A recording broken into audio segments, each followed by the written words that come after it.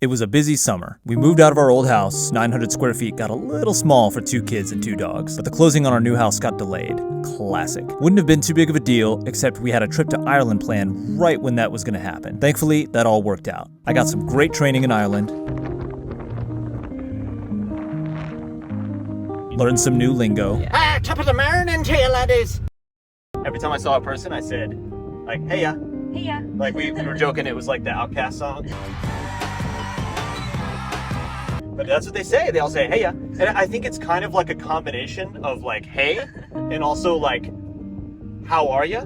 Because a lot of people, I've heard people say like, how are you as like one word. Like, oh yeah, maybe that's what we're hearing. I don't even know. Sometimes I'm not sure exactly what we're hearing. But I've started just saying, hey ya, to people. And they seem to like with a big smile and they seem to like it. I don't know. I might take that back to America with me. Do it. The travel was a nightmare, but what do you expect with little ones on a transatlantic flight? Oh my goodness. All in all, we had an awesome time seeing my father-in-law's homeland, and now we're all moved into our new house, and the work continues.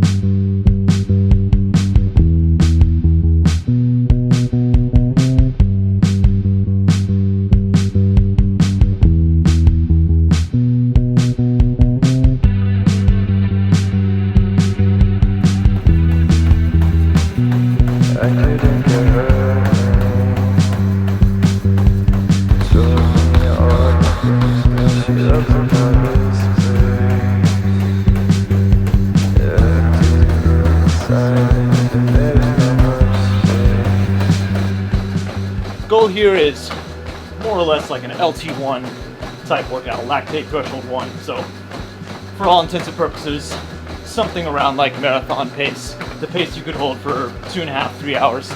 But more importantly is keeping effort under control. I'm a big believer that you can, it's easy to overdo threshold workouts. It's not that easy to underdo threshold workouts. If you're training to win an Olympic medal, that's one thing. Like, you gotta be real cautious about you gotta really be precise. In my case, especially right now, building up training, much more important. I'd much rather way underdo a threshold workout than even like remotely overdo it. So, I'm going 7-minute pace right now, 148 heart rate. I know 7-minute pace probably sounds slow as hell, but just going by effort right now.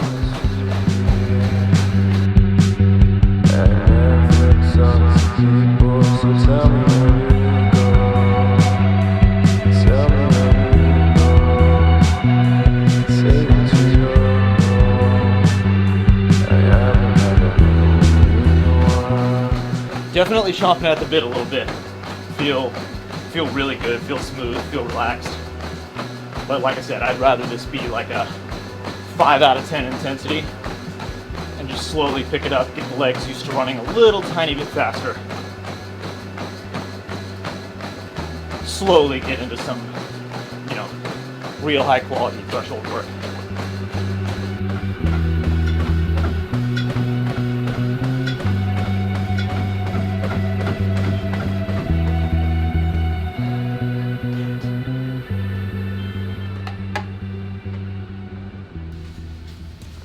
Well, that actually went pretty well, other than my treadmill messing up right on the last rep. Man, this thing has been, when we moved into this place, we didn't get, we didn't have movers move our stuff. We moved all of our stuff. So the biggest pain in the ass was the treadmill, obviously.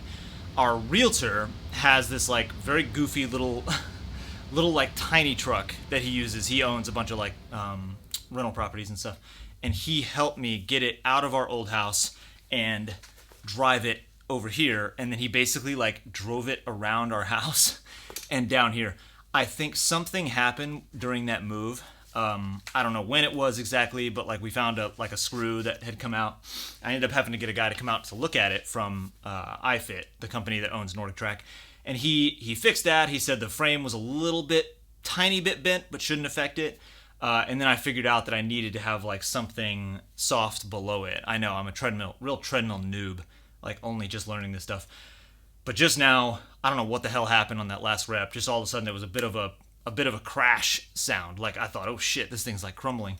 And then after that, it felt like the bounce wasn't right. So as annoying as this is, gonna have to get somebody, probably have to get somebody out to look at it. And the last thing I want to hear is that this thing is dead, because not trying to buy a new treadmill right now. So if this thing is dead, or if there's a major repair required, I might just be having to tough it outside for a little bit. Obviously that's not a bad thing. The weather's great right now. It's just nice for the convenience. My son is 50 feet away, but hopefully we can get it figured out.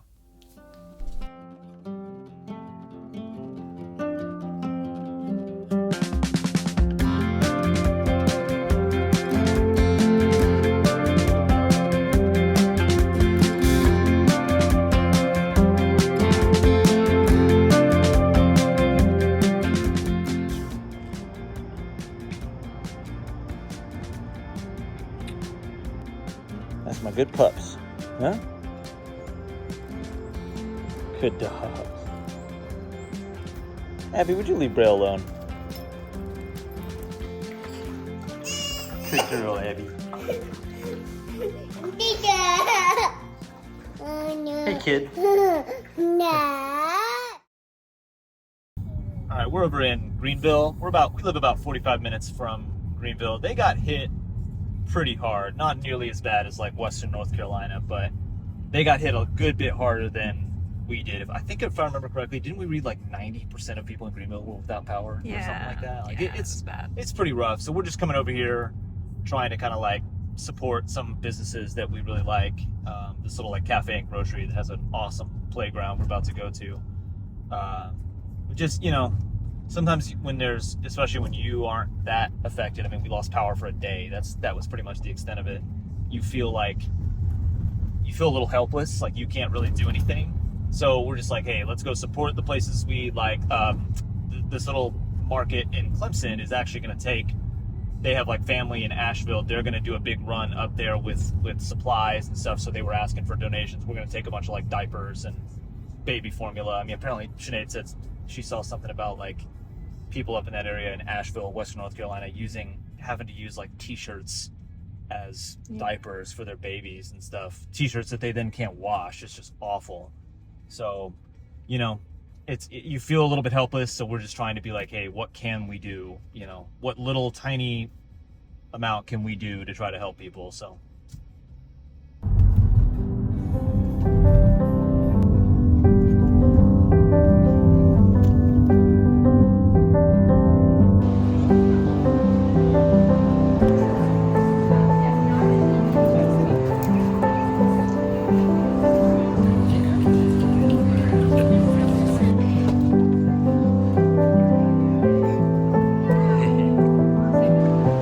Get a little pumpkin? Wow. That's your little pumpkin.